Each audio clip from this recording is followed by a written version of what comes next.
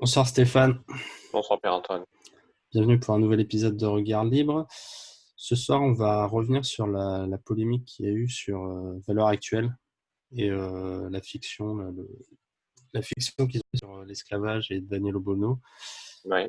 Et donc là, je te propose juste de regarder rapidement une réaction de Geoffroy Lejeune, qui est le président, enfin pas le président, mais le rédacteur en chef du journal.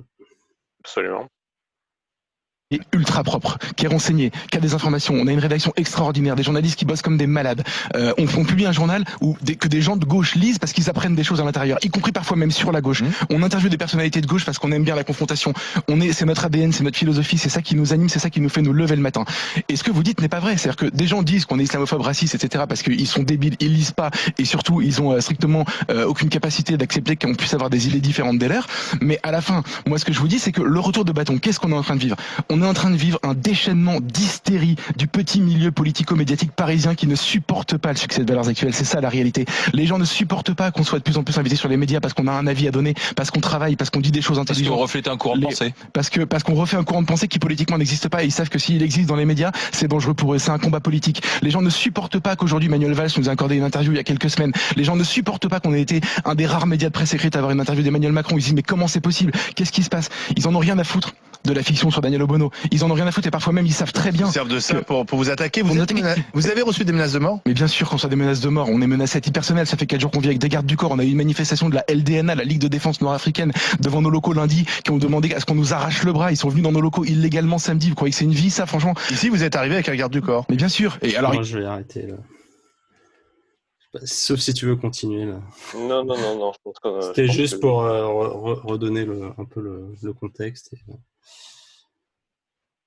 Voilà, où à l'heure actuelle, donc, il avait publié cet article sur Daniel Obono. Enfin voilà, un article qui est une sorte de fiction et qui place Daniel Obono comme une esclave, mais donc victime de l'esclavage, mais côté arabo-musulmane, donc la traite qui ne serait pas que les colons européens ou autres, mais qui serait la traite intra-africaine entre les Africains et les arabo-musulmans.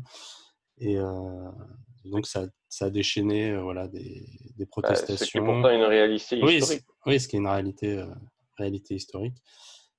Et donc, il y a On oublie une. toujours que dans le marché aux esclaves, Faut être deux.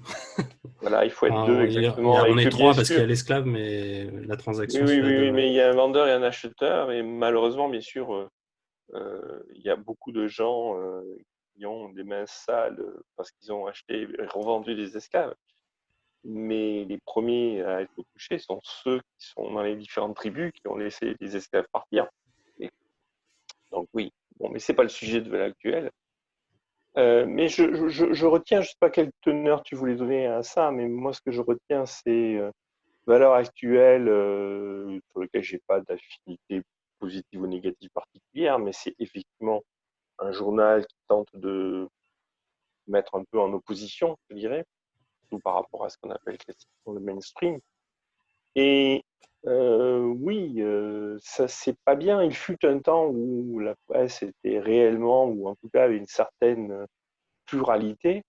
J'ai entendu Monsieur Macron il n'y a pas très longtemps accorder de mémoire 483 millions de subventions aux différentes presses sous prétexte d'assurer la pluralité de la presse.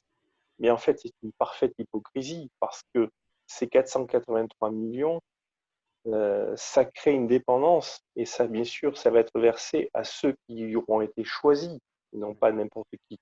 Donc c'est une double perversité. On finance ceux qu'on veut financer, tant pis pour les autres. Et ça m'étonnerait que à l'heure actuelle, ils touchaient beaucoup s'ils ont touché quelque chose. A priori, ils n'ont pas touché beaucoup. Parce que justement, Voilà, Mélenchon avait dit oui, j'ai vu, j'espère que les subventions j'ai n'iront pas à vu, valeurs actuelles. j'ai vu, et c'est tout à fait significatif. Ouais, c'est Pourquoi, scandaleux pourquoi de Monsieur déclarer ce genre Mélenchon Pourquoi Monsieur Mélenchon, de choses une, soit on veut faire la pluralité, et dans ce cas-là, quelque part, tout le monde doit toucher, ou il peut y avoir des critères, mais ou pas. Ou alors l'option, c'est de ne pas financer justement, et de laisser tout le monde se trouver face aux besoins et aux attentes des lecteurs. Et dans ce cas-là, en plus, à ne pas financer, non seulement on donne la même chance à tout le monde, mais on évite surtout de financer ceux qui sinon n'auraient rien à dire et qui n'existeraient pas. Dit autrement, on finance avant tout les voies de la propagande. Il ne faut pas se tromper. 483 millions de subventions, c'est 483 millions accordés pour la propagande.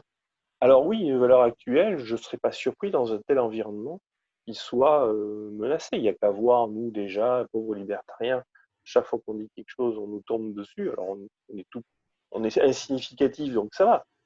Mais si jamais ces vidéos devaient avoir un certain succès, je suis sûr on se ferait agresser de manière verte.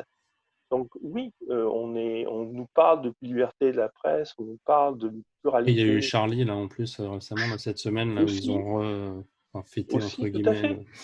Mais en l'anniversaire. réalité, non, la presse est aux ordres de Moscou. Enfin, de Moscou, Ouais. pardon, Moscou de rue Faubourg Saint-Honoré. C'est très, très clair. Ouais. C'est clair. Ouais, enfin, moi, ce qui m'avait aussi un peu choqué, c'était le fait que Macron ait appelé Obono, ou justement pour condamner Valeurs Actuelles, qui avait dit, il faudrait que je retrouve exactement, mais j'avais lu que, voilà, que Macron, sans avoir lu Valeurs Actuelles, avait condamné Valeurs Actuelles sur ça, sur cet article. Donc il s'est. En délit de sa gueule, quelque part. Ouais, voilà, non, mais voilà, complètement comme ça, on a eu de sale gueule. Et c'est un peu la même chose, là, ce qui s'est passé avec Georges Malbruno, là, le reporter du Figaro, où Macron l'a agressé, enfin, je vais pas dire agressé, il l'a tensé un peu verbalement, parce qu'il avait révélé que Macron parlait au Hezbollah, au Liban, tout ça, et donc Oui, j'ai vu. J'ai il y aperçu a ça. eu ça. Donc on voit J'ai vraiment que aperçu ça. l'État veut avoir ses petits laquais aux ordres, et si tu sors du rail, On retombe dans ce qu'on a dit sur une autre vidéo. Hein, c'est très malheureux et j'avoue que je ne m'attendais pas à vivre ça de ma génération. Hein. Mais la soviétisation de cette société française est hallucinante. Euh, on a parlé de la fiscalité, là on est sur la propagande. Jamais, je pense, la presse française, à ma connaissance, en tout cas, ou peut-être pendant les périodes pétainistes ou d'autres, mais en tout cas, du temps que moi j'ai vécu, jamais la presse, sans être parfaite, n'a été aussi contrôlée et finalement incapable d'apporter quelque information que ce soit aujourd'hui. Moi je regarde régulièrement l'actualité comme ça, un peu tous les jours, pour essayer de trouver un truc qui en ressort. Ce qui me frappe au quotidien en ce moment, c'est qu'on ne parle que du Covid. Il n'y ouais. a rien d'autre à dire. Nous sommes dans une crise économique hallucinante. Personne n'en parle. Il y a il y a des problèmes de droit, de zones de non-droit, de criminalité. On n'en parle pas. Le seul sujet en ce moment, c'est le Covid. On ne me fera pas croire que dans un pays où il y a une presse qui porte un tant soit peu un nom valable, Ouais. on ne trouverait pas autre chose à dire que simplement du Covid. Ouais, et même sur le Covid, tu vois, admettons que ça soit le seul sujet. Moi, ce qui me surprend, c'est que sur le Covid, je ne lis dans la presse aucun article qui serait contre les mesures prises par le gouvernement. Absolument, tu as Il y raison. a aucun. À chaque fois, on est dans une sorte de pas psychologie, enfin, je sais plus comment on dit, mais le fait de désigner l'ennemi en disant il est fou, Hum, ce sont des opposants, des complotistes, mhm. un peu ce qu'on faisait en C'est du URSS. déni. C'est du déni. En gros, les opposants sont des fous, ils doivent aller à l'asile psychiatrique. Et en fait, il n'y a aucune opposition. C'est l'archipel du goulag, hein, quelque Ouais, c'est part. ça. Ça nous annonce ce genre de choses. Ouais, et même On sur le va Covid. encore nous prendre pour des Cassandres, etc. Mais malheureusement, non. Moi, je peux parler de la presse comme elle était il y a 30 ans. C'est pas comme ça. Vraiment pas. Vraiment pas. Ouais. Et c'était pas parfait pourtant. Ok, bon, bah, c'est bon pour ce sujet. On souhaite bonne chance à Valeurs Actuelles. J'espère qu'ils Oui, s'en sortiront. j'espère, j'espère qu'ils s'en sortiront et c'est un combat méritoire que de tenter de survivre dans cet environnement-là.